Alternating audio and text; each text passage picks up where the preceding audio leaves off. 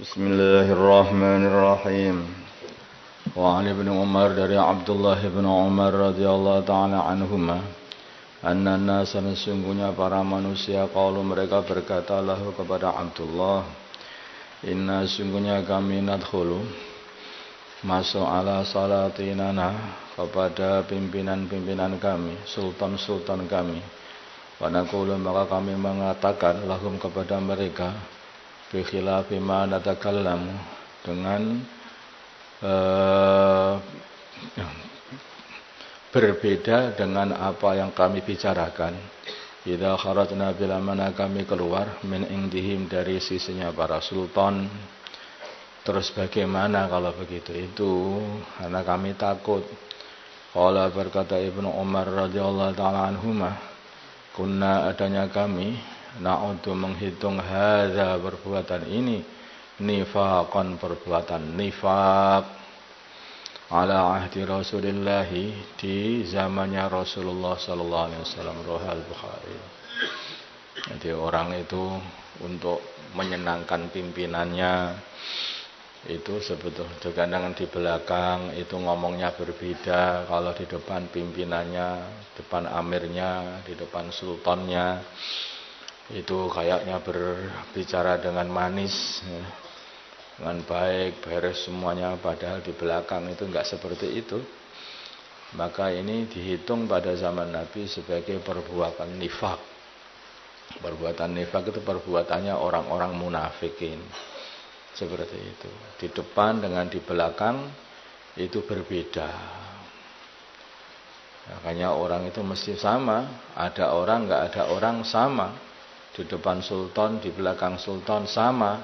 Sama bagaimana? Ya sama solehnya gitu. Sama baiknya. Kalau orang itu baik, itu enggak ada takut. Kalau orang baik, wong berbuat baik, kenapa harus takut? Di belakang dia berbuat baik, di depan pimpinannya dia juga berbuat baik, kenapa harus takut? Kalau di belakang berbuat baik, dia akan berkata dengan perkataan yang jujur, dia enggak takut. Di belakang saya juga berbuat baik. Tapi kalau di belakang itu dia berbuat buruk, tapi di depan berbuat baik, ya inilah nifak namanya, perbuatan nifak. Perbuatan nifak itu berbahaya seperti ini. Ini dimulai dari perkara kecil sampai pada puncaknya di depan orang beriman, di belakangnya masih kufur dia. Wa an Jundub bin Abdullah bin Sufyan dari Jundub bin Abdullah bin Sufyan radhiyallahu taala an. Qala berkata Jundub qala bersabda an-nabiy baginda Nabi Muhammad sallallahu alaihi wasallam, man barang siapa sama'a yang memperdengarkan kepada orang lain, maksudnya pengen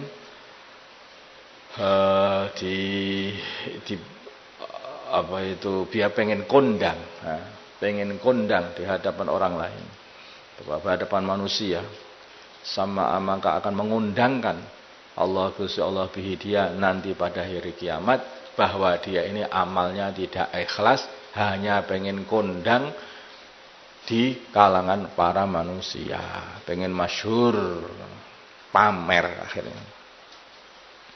Aman siapa yurai yang memamerkan amalannya, yuraillahu maka akan memamerkan Allah bihi dia nanti pada hari kiamat di depan seluruh makhluk. Ini loh orang yang dulu karo amal itu hanya dipamerkan, diperlihatkan kepada orang lain saja, tidak karena aku, karena Allah SWT. Diperlihatkan semua pada seluruh makhluk, dipermalukan semuanya. Jadi orang itu kalau amal itu hanya pengen kondang, maka akan dikondangkan oleh Allah. Ini orang tidak ikhlas, amalnya hanya pengen kondang nanti di akhirat.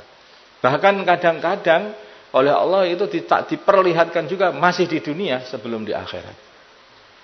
Sehingga dia jadi orang yang malu di dunia ini. Kalau orang itu amal pengennya pamer, diperlihatkan kepada orang lain, biar dipuji-puji oleh orang lain, maka oleh Allah nanti di akhirat dipamerkan juga, ini loh orangnya Yang kalau amal selalu pengen memperlihatkan kepada manusia biar dipuji-puji manusia. Kadang-kadang juga itu dipermalukan oleh Allah sebelum di akhirat. Di dunia pun sudah dipermalukan. Makanya hati-hati, amal itu yang ikhlasnya karena Allah. Muttafaqun alaih warwahu, dan meriwayatkan hadis Muslim dan Muslim ayat demikian juga. Min riwayat Ibnu Abbas, riwayatnya Abdullah Ibnu Abbas radhiyallahu taala anhuma, samma'a, maknanya samma'a bi tasydidil mim, dengan tasydidnya min. Wa makna dan makna samma'a adhara, memperlihatkan amalahu, amalnya, linnasi, kepada manusia, riyaan, karena pamer, biar kondang, diperlihatkan kepada manusia biar kondang, ahli ibadah. Ini ahli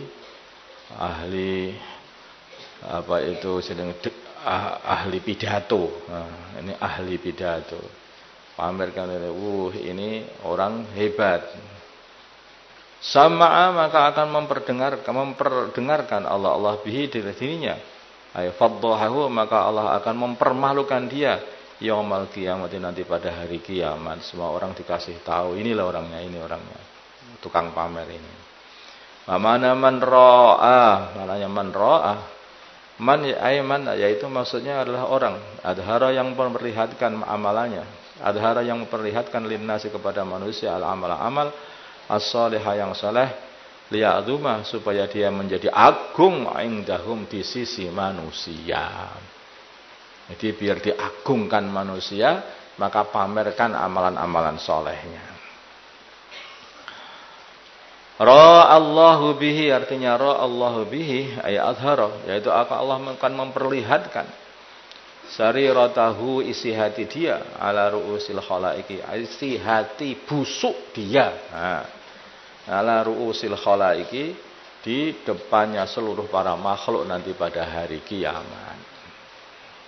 Itu bukan karena Allah, itu hatinya busuk, itu dia ini hanyalah pamer semua amal solehnya. Wa Nabi Hurairah, dari Abu Hurairah radhiyallahu taala anhu, qala, berkata Abu Hurairah, qala, bersabda Rasulullah sallallahu alaihi wasallam, man barang siapa ta'allama, yang belajar, ilman, suatu ilmu, mimma, dari perkara yubtagha, kang dicari, bi, dengan ilmu itu, wajhullah, wajahnya Allah, ilmu agama maksudnya, belajar ilmu agama, azza maha mulia Allah, wa jalal maha agung Allah, la yata'alamu, dia tidak mempelajari ilmu itu, illa liyusiba, kecuali supaya mendapatkan bihi, dengan ilmu itu, aradan, harta, minat dunia, dari dunia, lam yajid, maka dia tidak akan mendapatkan arfal jannati, baunya surga, yaumul kiamat, pada hari kiamat, yakni rihaha, maksudnya baunya surga. Kalau baunya surga saja enggak dapatkan, apalagi masuk. Bau saja enggak dapatkan. Ini mubalaghah maksudnya itu. Masya Allah.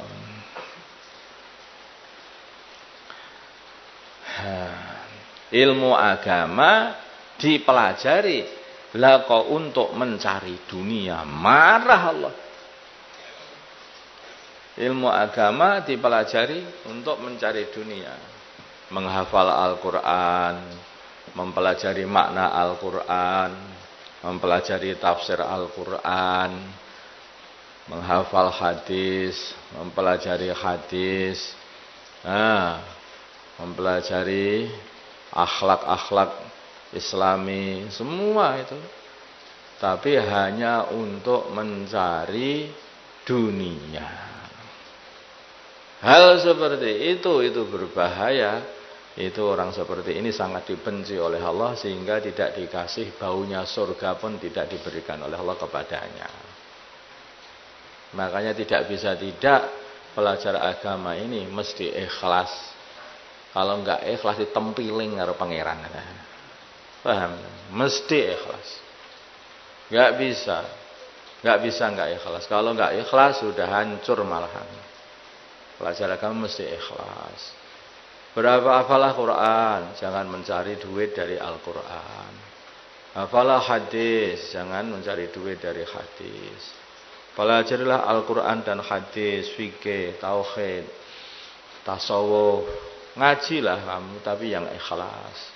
Kalau enggak ikhlas, mencari duit dengan ngajimu, mencari duit dengan hafalan Qur'anmu, mencari duit dengan ngajarmu, maka di situ itu Allah sangat benci, tidak suka. Tidak suka. Makanya ngajar itu jadi ikhlas. Aku ini ngajar, aku ini belajar, dan aku ini ngajar. Semuanya ini hanya supaya dicintai oleh Allah. Makanya setiap belajar, maka hendaknya mulai belajar pun sudah diniatkan adalah niat untuk mengamalkan apa yang dia pelajari dan niat untuk disampaikan kepada orang lain. Seperti Nabi. Nabi itu mendapat ilmu, Nabi kita Muhammad SAW ini mendapat ilmu dari Allah, diajari ilmu oleh Allah dari wahyu. Wahyu masuk, diamalkan dan disampaikan. Nah gitu. Sedangkan Nabi kita Muhammad SAW ini adalah uswah hasanah. Itu contoh yang baik untuk mendekatkan diri kepada Allah. Nabi itu datang mengajar kepada kita dan juga memberi contoh. Nah, seperti itulah juga pengajar, seperti itulah juga pelajar. Nah, memberi contoh. Jadi ngajar juga memberi contoh, belajar juga mengamalkan dan menyampaikan. Ya Allah, karena hakikatnya manusia itu ya belajar semuanya.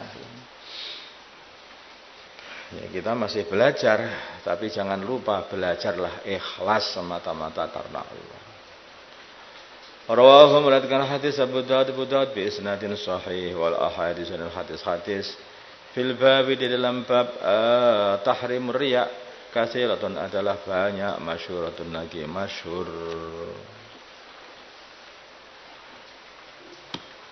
Allahumma salli ala sayyidina Muhammad wa ala sayyidina Muhammad wa salli ala sayyidina Ibrahim wa ala ali sayyidina Ibrahim wa barik ala sayyidina Muhammad wa ala sayyidina Muhammad wa barik ala sayyidina Ibrahim wa ala ali sayyidina Ibrahim fil alamin innaka Hamidum Majid. Allahumma arham ummata sayyidina Muhammad, Allahumma ighfir li ummati sayyidina Muhammad, Allahumma aslih ummata sayyidina Muhammad, Allahumma alif baina qulubi ummati sayyidina Muhammad, Allahumma ansur ummata sayyidina Muhammad, Allahumma anshur sultanan nasira. Sallallahu ala sayyidina Muhammadin nabiyil ummi wa ala alihi wasallam. Alhamdulillahi rabbil alamin.